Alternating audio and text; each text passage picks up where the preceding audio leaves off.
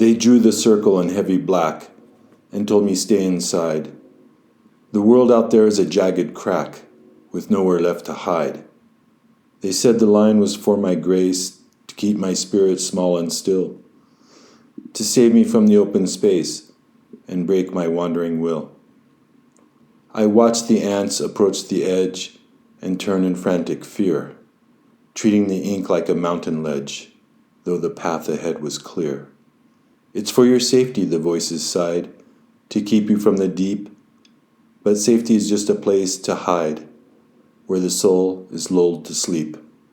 The scent of the ink has long since fled, the chemical wall is gone, but the circle remains inside my head, still holding back the dawn. I see the line is a ghost of dust, a fence made out of breath. To stay inside is a broken trust, a slow and quiet death.